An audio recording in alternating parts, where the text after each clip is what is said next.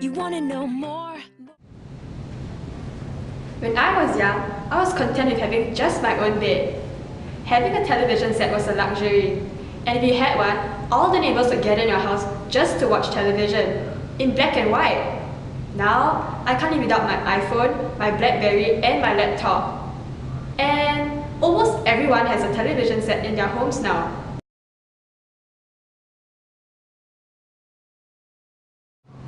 In a short span of 50 years, Asia's economy has progressed rapidly.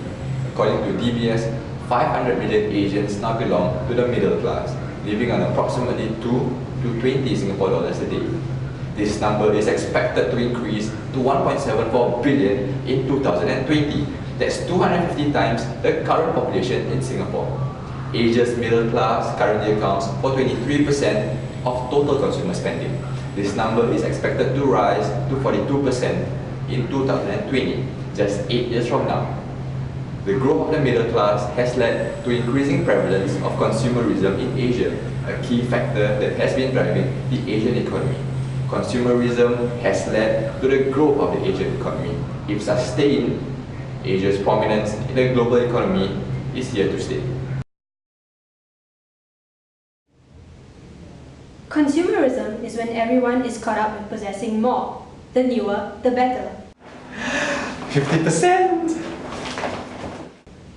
Consumerism creates an opportunity for growth in the Asian economy. This is due to a growing middle class with increased spending power.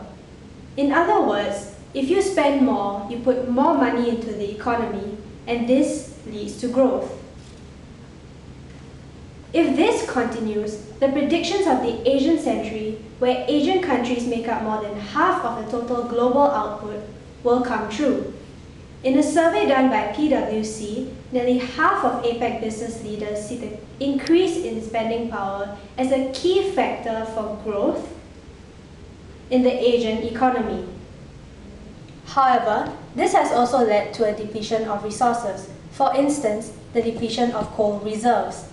Global coal demand has almost doubled since 1980.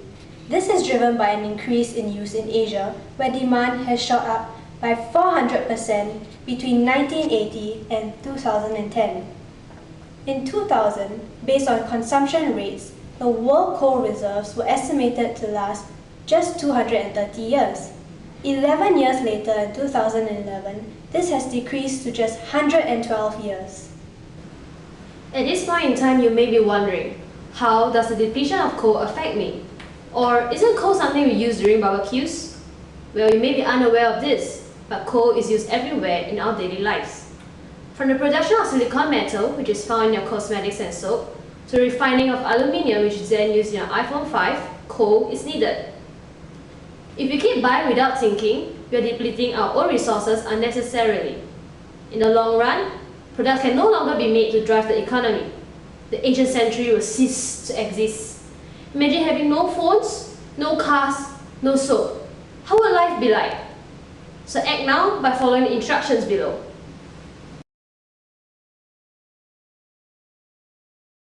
Step 1. We could start by recreating old items into new items.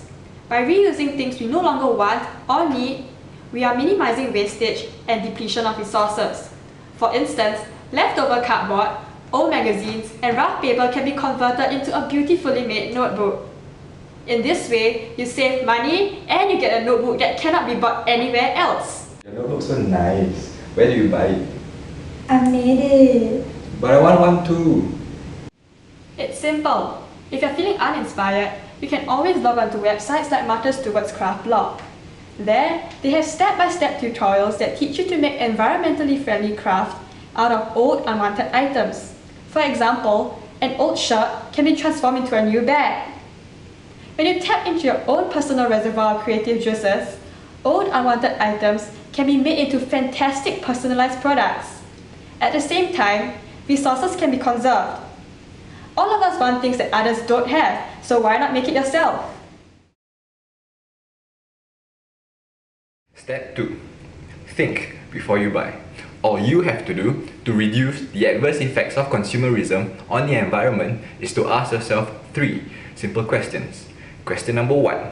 Is it made from recycled, recyclable or renewable materials? Question number 2.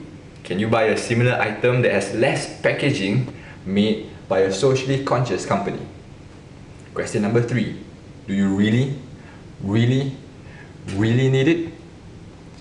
If your answer to all 3 questions is yes, then you have mastered the art of being a conscious consumer. I'm sure we all want to continue living in the Asian century.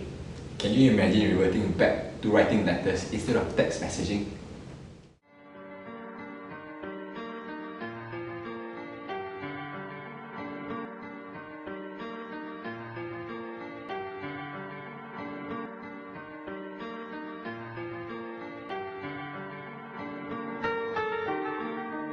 Can we pretend that airplanes in the night sky like shooting stars?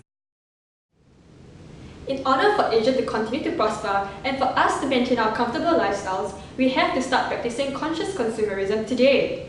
And there's no better time to start than now. So, Will you join us and practice conscious consumerism today?